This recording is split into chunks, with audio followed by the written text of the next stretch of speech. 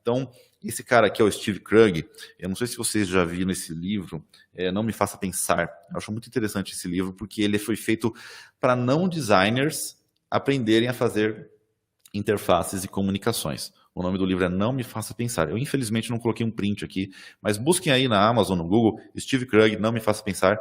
Ele tem essa frase, que a usabilidade é uma questão de pessoas, não de tecnologias, de tecnologia. Então, a gente que trabalha com educação online, até que é uma frase meio batida, né? Porque a gente está toda hora tentando juntar as duas partes, concorda? Então, tipo, sempre tem essa coisa, tecnologia, conteúdo, tecnologia, pessoas, né? A gente sempre está tentando mediar e facilitar, né? O trabalho do design instrucional é uma facilitação, né, uma mediação. Então, o que eu vou trazer aqui para vocês são alguns sintomas de usabilidade que podem atrapalhar e algumas possíveis soluções. Vou fazer da mesma forma que a gente fez com a parte do visual, agora eu vou falar sobre usabilidade. Aqui, gente, tem algumas coisas que eu vejo acontecer em muitos projetos, tá? Excesso ou falta de recursos, né? Então, eu já me vi em várias discussões com colegas, sabe? O que é mais importante? Encher o aluno de botão ou deixar só o botão avançar, né? Ou algum outro tipo de botão, muito mínimo, né? É o maximalismo versus minimalismo, tá? Então tem essa questão, certo? O segundo item, exigência de muitos cliques. Às vezes a gente não percebe isso quando está fazendo o roteiro do design instrucional, né? Mas às vezes a gente faz aquela linha do tempo maravilhosa, contando desde da fundação da empresa, aí vai lá, desde 1900, e bolinha, e aí tem, sei lá, 10 ou 15 pontos de parada. São 10 ou 15 cliques que o aluno vai ter que fazer. Tá? E será que ali, dentro de cada um desses cliques, tem uma quantidade de conteúdo que o aluno vai se distrair um pouco antes de clicar de novo? Ou ele vai ser obrigado a clicar numa sequência de, sei lá, em menos de um minuto o cara tem que fazer, ou uns 2 minutos, o cara tem que fazer 15 cliques. Isso pode ser cansativo, né? Isso pode tornar o seu curso chato, que é o que a gente não quer. Tá? Tem até uma situação pior, né? Às vezes tem 15 cliques para abrir a janela, e depois você tem que clicar 15 vezes para fechar a janela. Então, imagina só, viram 30 cliques. Se você tem um botão muito pequeno, pode ter certeza que o aluno vai ficar ali com o cursor do mouse milimetricamente tentando acertar a mira. Não é tão legal, né, gente? Vamos concordar, né? Então, a gente tem que ficar de olho nisso. E também tem um terceiro elemento que eu acho que é uma coisa que não se fala muito, tá? Mas é o excesso de explicações, né? O que eu quero dizer com isso? Todo mundo já fez um curso online com tutorial, tá? Não tem problema ter o tutorial, ter explicação ali. Mas eu me refiro principalmente àquele meta-texto que vai inchando o seu projeto, sabe? Então você está lá falando sobre o assunto, daqui a pouco tem um parágrafo inteiro assim, agora clique aqui, né? Agora clique ali, agora passe o mouse aqui e tal. Essas instruções, elas não são erradas, tá? Mas elas vão criando volume, né? Então, numa tela, numa outra, tudo bem, mas às vezes elas como eu posso dizer, elas criam uma barriga, né, no seu texto, né, e que se você olhar criticamente ali, quase metade do texto da sua tela acaba sendo meta-instruções, entendeu? Então, eu acho que isso também é uma coisa que pode atrapalhar, pode tornar a coisa um pouco chata. E aí, eu quero trazer algumas possíveis soluções desses sintomas comuns que a gente encontra, tá? Então, a primeira opção aqui de excesso ou de falta de recursos é dar a opção certa na hora certa. Então, vai ter hora que você vai ter que encher a tela de botão, tem hora que você vai ter que ter só um botão, né? Então, eu acho que isso é super fácil de você implementar em qualquer projeto, né? Então, não precisa pensar assim, numa interface que vai ser rígida e sempre vai ter aqueles botões. Pensa, de repente, em algo mais fluido, né? Você pode muito bem ter um curso que a capa tem um botão iniciar e só. Aí clicou no iniciar, aí desdobra outros elementos visuais, né? Então, você pode ter essa opção para, vamos dizer assim, forçar menos psiquicamente o aluno na concentração dele, né? Então, você pode ocultar e revelar apenas as opções necessárias em determinados momentos. Sobre essa exigência dos muitos cliques, como eu falei para vocês, pensa mais no tempo necessário entre cada clique, tá? Não está escrito na pedra que tem que ter tantos cliques numa tela, porque se a pessoa tem 10 cliques, mas ela fica um tempo razoável entre um e outro, não tem problema, tá? Então, pensa mais nisso, pensa mais no aluno do que na tela em si, tá bom? Pensa mais no conteúdo, no ritmo, né? Que o aluno vai aprender, que ele vai acessar o conteúdo, do que na quantidade de cliques. E o excesso de explicações, eu gosto da ideia de você se inspirar em interfaces de sucesso. Pessoal, a gente tem, né, no dia a dia, experiências de usar Netflix, de usar YouTube, de usar Instagram. Alguém fez curso para usar Instagram? Né? Não precisa, ele é autoexplicativo. Alguém fez curso para usar Netflix? Ninguém fez, ele já é autoexplicativo. Então, a minha ideia é que você se inspire nessas interfaces e aproveite, porque está inoculado na cabeça do nosso aluno já. Nosso aluno já usa Facebook, já usa Instagram. Então já está inoculado alguns gestos, alguns símbolos, alguns ícones, emojis, né? Então é um código que já está lá. Então só basta a gente aproveitar e trazer para ele nos nossos projetos, né?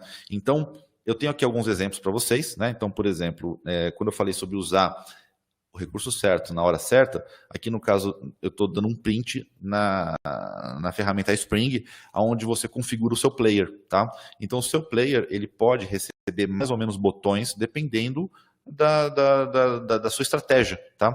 Então você consegue fazer customização deixando algo mais maximalista ou minimalista. Vocês viram que eu tomei o cuidado de não ficar, né, ditando regra. Tem situações em que você precisa de mais botões, de mais recursos, e tem situações que são mais minimalistas. Você, como designer institucional, vai poder tomar essa decisão. O que eu acho que é importante que você tenha é a noção do que o aluno precisa e quando ele precisa, né? Já aconteceu comigo, por exemplo, de eu pegar o material de apoio e colocar num botão no player, né? Então, você tem um material de apoio, vamos supor um PDF, que o aluno vai poder fazer download.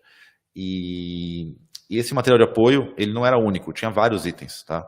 Então, você pode ter uma opção do aluno poder baixar a qualquer momento, né? Ou, dependendo do assunto, dependendo do público, você pode pegar esse material de apoio, jogar numa última tela, numa penúltima tela, e aí o aluno só vai poder baixar quando chegar lá ao final, né? Então isso pode, digamos, diminuir um pouco a distração. De repente o cara baixa todo o material de apoio e ele acha que não precisa fazer o curso, né? Então, vai de você escolher o caminho, né? Então acho que tem esse aspecto para vocês explorarem. E aqui, né, na ferramenta, no caso, estou usando o exemplo da Spring, você tem a possibilidade de ligar e desligar os recursos de interação que vocês vão utilizar. Beleza? O próximo elemento, né, que eu havia comentado com vocês é de fazer, qual que era mesmo? Pensar no tempo necessário em cada clique e se inspirar em interfaces de sucesso autoexplicativas. Isso, é isso aqui que eu queria mostrar para vocês. Então, esse game que a gente desenvolveu, do lado esquerdo vocês têm um típico game, tipo um SimCity, né? E do lado direito um game feito para aprendizado, tá? Então, note, embora graficamente o game seja mais detalhado, mais bonitão, né, por assim dizer, do lado direito, a distribuição da interface, ela segue algo parecido. Então, no topo estão os indicadores, pontuação, né, progresso, nível, né? Então aqui em cima você tem seu budget, número de cidadãos da cidade. E na parte de baixo você tem as interações de criação. Tá vendo aqui do lado esquerdo, nesse game, build, né? Ó, as ações aqui. Você pode fazer N coisas, comprar coisas e construir. E aqui embaixo também você toma a decisão. Então, navega um pouco em games ou baixa alguns aplicativos, veja como eles distribuem a informação, porque o seu público ele já tem, digamos assim, a experiência de uso parecido. Então você não precisa criar do zero uma interface, muitas vezes você pode se inspirar em outras e fazer as suas adaptações para o aprendizado. Então isso pode suavizar a experiência do aluno. Eu tenho outros exemplos aqui, ó. Esse é um outro projeto real que a gente desenvolveu, um pouquinho inspirado em Netflix, tá?